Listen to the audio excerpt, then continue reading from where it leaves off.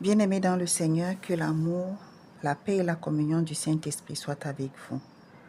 Pour notre méditation de ce jour, nous allons lire dans 2 Rois chapitre 6, les versets 14 à 17.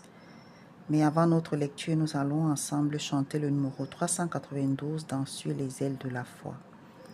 Celui qui met en Jésus une pleine confiance, jamais ne chancelle plus, compléter sa délivrance.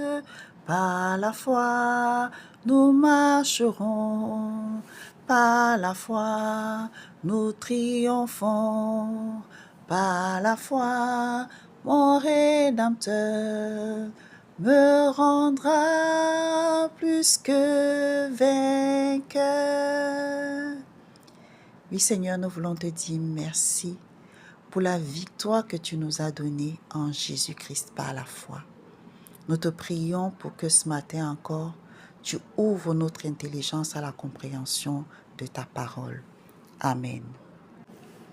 2 Rois chapitre 6, les versets 14 à 17, là il est écrit: Il y envoya des chevaux, des chars et une forte troupe qui arrivèrent de nuit et qui enveloppèrent la ville. Le serviteur de l'homme de Dieu se leva de bon matin et sortit, et voici, une troupe entourait la ville avec des chevaux et des chars. Et le serviteur dit à l'homme de Dieu: Ah, mon Seigneur, comment ferons-nous? Il répondit: Ne crains point, car ceux qui sont avec nous sont en plus grand nombre que ceux qui sont avec eux. Élisée pria et dit: Éternel, ouvre ses yeux pour qu'il voie. Et l'Éternel ouvrit les yeux du serviteur qui vit la montagne pleine de chevaux et de chars de feu autour d'Élisée. Amen. Bien-aimés dans le Seigneur, la portion de texte que nous venons de lire se trouve dans un paragraphe qui va du verset 8 au verset 23, et je vous recommande vivement de le lire. Il s'agit en effet de l'histoire du prophète Élisée, successeur du prophète Élie, qui était continuellement informé par le Saint-Esprit de toutes les décisions que le roi de Syrie, en guerre contre Israël, prenait dans son conseil stratégique.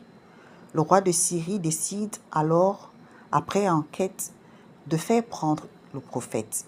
Il envoie une forte armée composée de chars et de chevaux.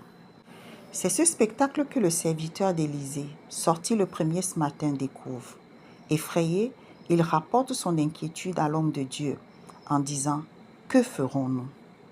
À cette question, Élisée répond: Ne crains point, car ceux qui sont avec nous sont en plus grand nombre que ceux qui sont avec eux. Seulement, le serviteur ne voit que l'armée en face. Il ne voit pas ceux qui sont avec son maître et lui. Alors l'homme de Dieu prie et demande au Seigneur d'ouvrir les yeux de son serviteur.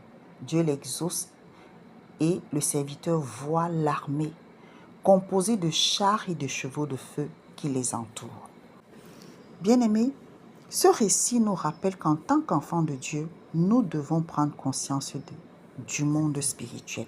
Dieu est esprit et le monde ou le royaume auquel nous appartenons est spirituel, bien organisé, bien structuré.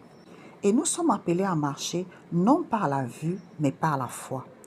Or, notre foi est basée sur la parole de Dieu, la révélation de la personne de Dieu et de tout ce qui l'entoure. Et nous ne devons donc pas ignorer que le monde naturel procède du spirituel. Hébreu nous dit que c'est par la foi que nous reconnaissons que le monde a été formé par la parole de Dieu, en sorte que ce qu'on voit n'a pas été fait des choses visibles. Aussi, le prophète Élisée, conscient de cette réalité, n'avait donc rien à craindre. Tout comme le roi David qui pouvait dire: « Si une armée campait contre moi, mon cœur n'aura aucune crainte. Et si une guerre même s'élevait contre moi, je serais malgré cela plein de confiance. » Bien-aimés, que ce soit Élisée, que ce soit David, aucune de ces personnes ne comptait sur sa propre force, ni sur ses propres capacités, mais elle comptait exclusivement sur Dieu.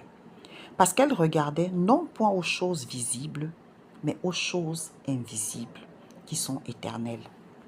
Mon frère, ma sœur, Je ne sais pas par quoi tu passes, ce qui te déstabilise en ce moment, ce qui te fait peur, les réalités spirituelles dans lesquelles tu vis. Je ne sais même pas ce qui t'émerveille au point de croire que le monde peut t'offrir tout ce dont tu as besoin. Mais je vais tout simplement t'exhorter, t'encourager et te rappeler que ton Dieu est esprit.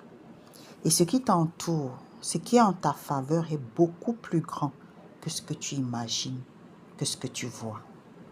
Alors comme Élisée, prie, demande à Dieu d'ouvrir tes yeux spirituels pour voir ces réalités et marcher avec audace par la foi. Ne crains point, car celui qui est en toi est beaucoup plus grand que celui qui est dans le monde. Amen. Éternel, nous te rendons grâce pour nous avoir introduits dans ton royaume en faisant de nous tes enfants. Merci pour la conscience que nous avons du monde spirituel. Ta parole regorge de récits d'interventions divines dans la vie des hommes. Nous avons entendu parler de Daniel dans la fosse aux lions. Nous avons entendu parler de ses compagnons dans la fournaise ardente. Nous avons entendu parler de la résurrection de Lazare. Nous avons entendu parler de Pierre qui a marché sur les eaux au milieu de la tempête.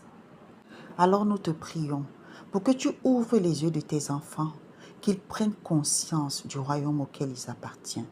Nous prions aussi pour une intervention divine dans la vie des orphelins, des veuves, des malades, de ton Église pour laquelle tu as dit que les portes du séjour de la mort ne pourront point contre elle. Nous prions également pour que tu suscites des hommes et des femmes mandatés par le ciel pour la restauration de nos nations.